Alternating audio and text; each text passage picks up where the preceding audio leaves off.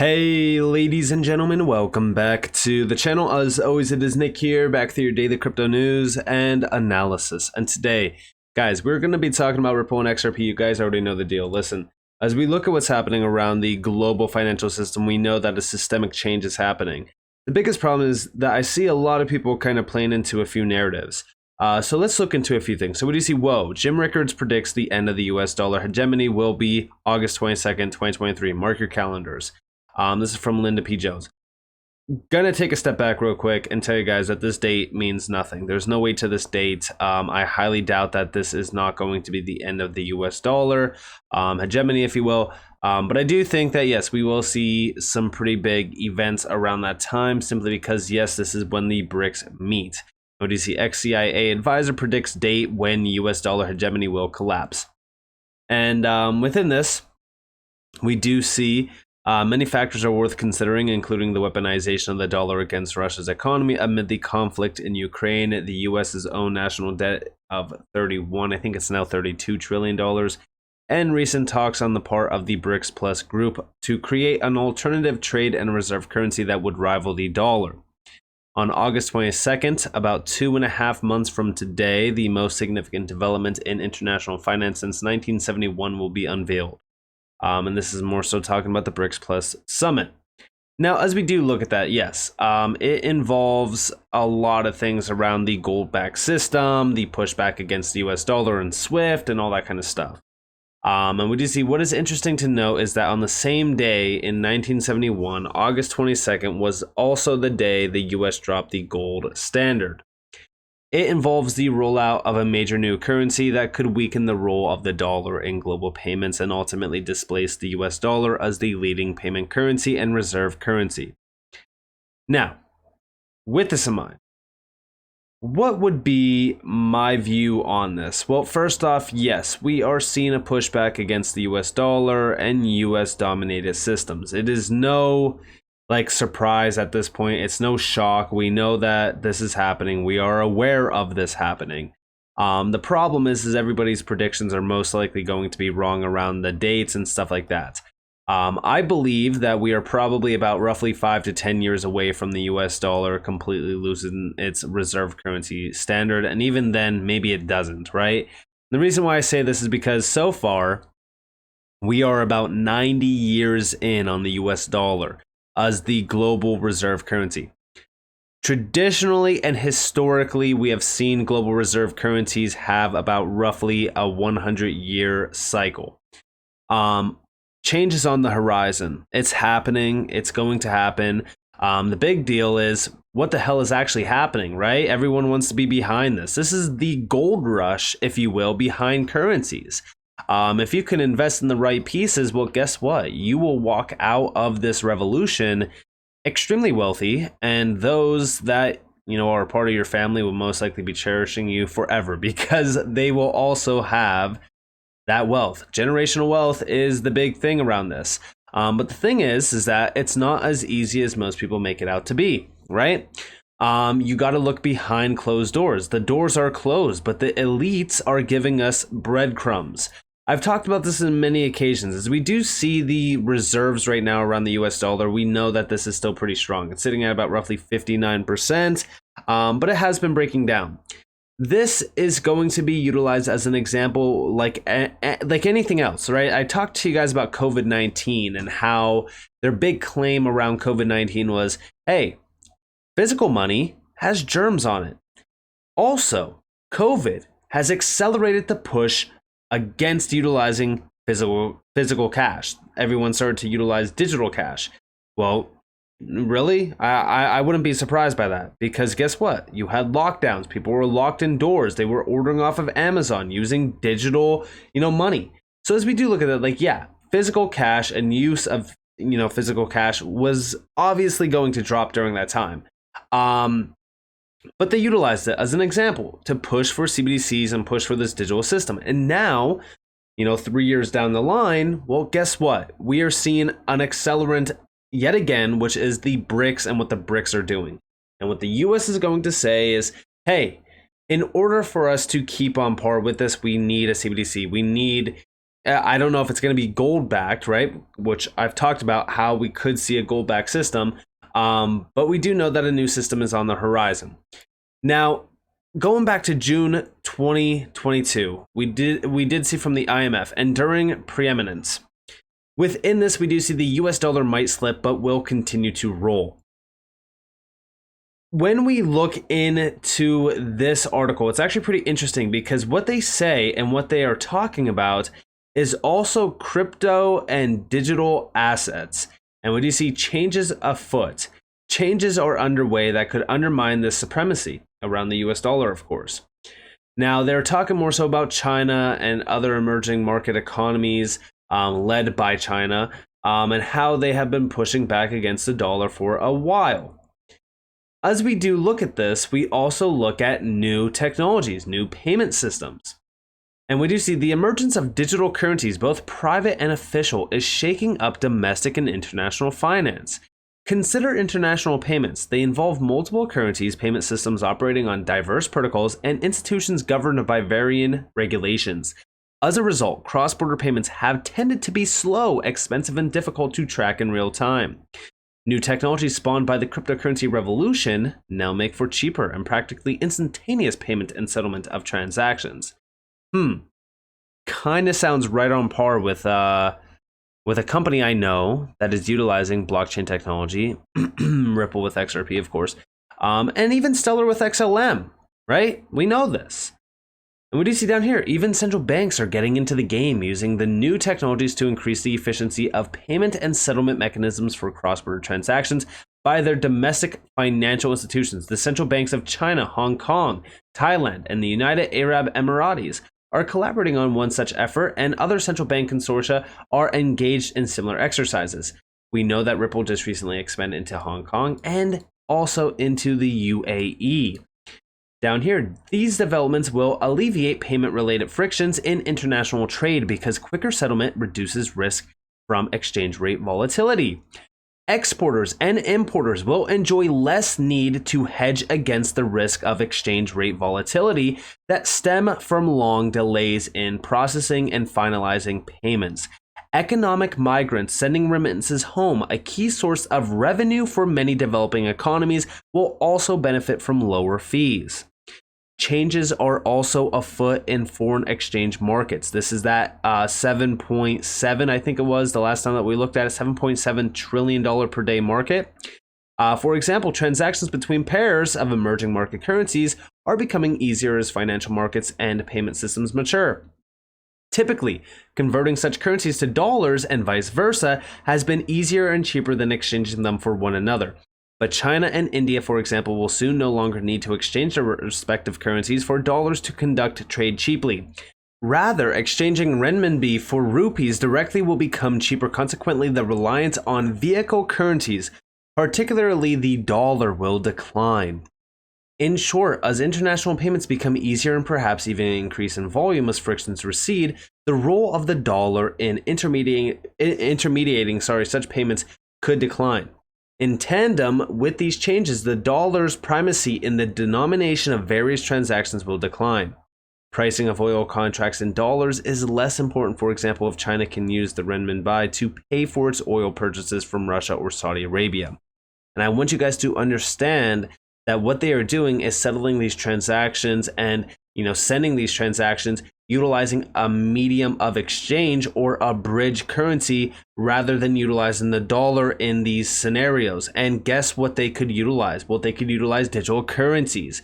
When you see digital currencies affect other aspects of money with the rapid decline in the use of cash, many central banks are moving forward or at least experimenting with central bank digital currencies. China, among major economies, is well into advanced trials of its CBDC. The prospect of a digital renminbi available worldwide has intensified speculation that China's currency could gain in prominence and perhaps even rival the dollar. And this is what I mean. What we will see is the US utilize this as an example to push forward and streamline the use, the innovation, and also the creation of a digital US dollar. We do see that even so, the renminbi still lacks some key attributes that reserve currencies typically need to be considered reliable stores of value. Now, I don't believe that the renminbi or China will have the reserve currency standard, just simply because of the factors tied to China. But we do know that they have been making a lot of progress in those areas, removing restrictions on cross-border capital flows, leaving its currency's value to market forces, and broadening foreign investors' access to its bond markets. But the government has rejected institutional changes essential to garnering the trust of foreign investors, including an independent central bank and the rule of law, which again is the obstacle stopping China from having a reserve currency. But as we do see a few things, the major quote that stood out to me was down here. But it is unlikely that the renminbi will pose a serious threat to the dollar's dominance unless the Chinese government embraces both market-oriented economic reforms and upgrades to its institutional framework. Now, the question is, what if they do this, right? If they do this, like I said, it will put a significant amount of pressure on the US, and they will use this, like I said, as an example to push forward on a CBDC, which they are still in the process of creating. Now, down here, a mixed blessing. The new technologies will both help and hinder emerging market economies with collateral effects that, coupled with other developments in the end, may enhance dollar dominance rather than erode it. Meaning, guess what? The US will start utilizing these technologies, trialing these technologies, and ultimately embracing them to keep and hold and maintain the dollar's dominance. On one hand, as mentioned earlier, new financial technologies will improve access to global financial markets for firms and households in emerging market and developing economies. Reduced frictions in international payments will enable these economies' firms to gain access to global pools of capital and give their households easier access to opportunities for international portfolio diversification, permitting better returns on their savings while managing risk. On the other hand, the proliferation of conduits for money to flow across national borders will intensify developing economies' vulnerability to the vagaries of major central banks' policies and the whims of domestic and international investors. It is also likely to render capital controls less effective. Even cryptocurrencies such as Bitcoin have been channels for capital flight when a country's currency is collapsing and domestic investors lose faith in their country's banking system. In short, greater capital flow and exchange rate volatility will further complicate domestic policy management with deleterious consequences for economic and financial stability in these economies. But again, as we do look at this, I still believe that at the end of the day, we will most likely see cryptocurrencies, specifically those that do provide value and have strong utility-based backing, to be injected into the system and utilized properly. And I think that this is only going to continue to be the trend. And we do see down here innocent bystanders. So changes coming to the international monetary system pose additional threats to the currencies of smaller and less developed economies. Some of these countries, especially those with central banks or currencies that lack credibility, could be overrun by non-native digital currencies. Now, to me, this is the IMF confirming, 100% confirming that we will see a significant change to the monetary system. But we already knew this. It's happening, right? But what's crazy about this is it is possible that national currencies issued by their central bank, particularly currencies seen as less convenient to use or volatile in value, could be displaced by stablecoins.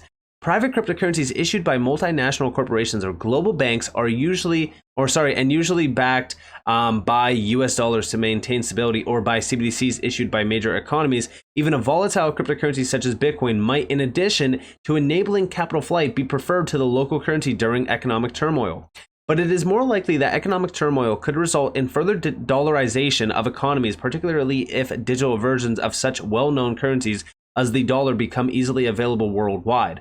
Although digital technologies enable new forms of money that could challenge fiat currencies and set off a new era of domestic and international currency competition, it is equally likely that these new forces will create more centralization, with some currencies accreting even more power and influence. In other words, many of these challenges or changes might reinforce rather than weaken the dollar's dominance. So again, as we do see this, I believe that the US dollar is going to continue to become a dominant force. And as we do look at what's happening around these new technologies, we even do see, rather than knocking the dollar off its pedestal, new technologies and geopolitical developments might entrench its position. Meaning, guess what? As we do look at what's happening around the space, digitization, everything happening around CBDCs, tokenization as well, all of this, in my opinion, is going to become part and a significant piece of this new massive change. And as we do look at this, right, like I believe that's going to be spearheaded by names like the IMF, the BIS, and many other organizations out there as well. And I think that's all going to be centered out on benefiting these fiat currencies rather than replacing them or anything like that. That's why I always say, like, listen, crypto is not here to overtake fiat currencies and kill the traditional system. No, what we will see is coexistence, and we will see complementary technology being utilized to not only retain that dollar's dominance, but also help alleviate a lot of the problems around the traditional system. What we are seeing is a facelift, if you will, upon what we already have, but also bring in new rails and upgrade the financial infrastructure that is 100% needed. Because although, yeah, we have, Swift GPI, we have faster payments, we have all these great UIs, everything on the back end still needs to be changed. And that's what we are seeing. We are seeing a fundamental shift. And I think that's all, like I said, planned. And you need to make sure that you are looking under the hood, because everyone just looks at, things on face value or reads the mainstream media and the headline articles. But you are 100% missing out on some of the biggest things that's happening behind the scenes by, not reading some of these articles or not reading some of these documents. I think that they are crucial, especially if you are in this space, especially if you are an XRP holder or an XLM holder or an XDC holder. It does not matter.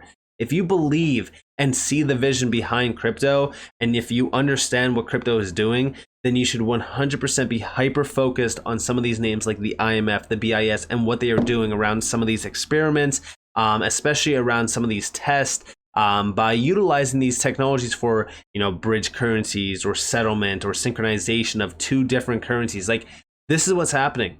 Things are moving very fast, and everyone is so hyper-focused on the US dollar and the collapse of the US dollar and the US, economy.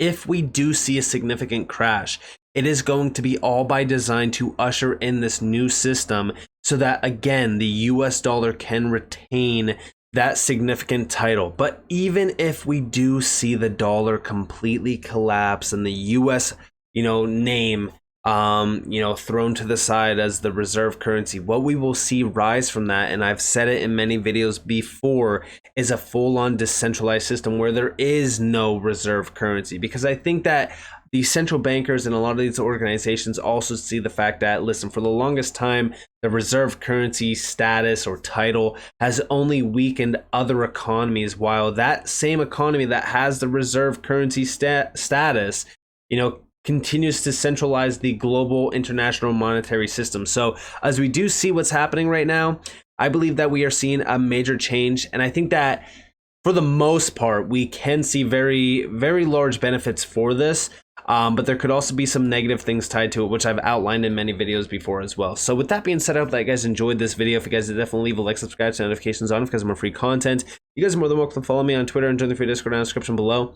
It's just up to you all. Have a beautiful day or a beautiful night wherever you guys are on this beautiful world. This has been Nick. Peace out, guys.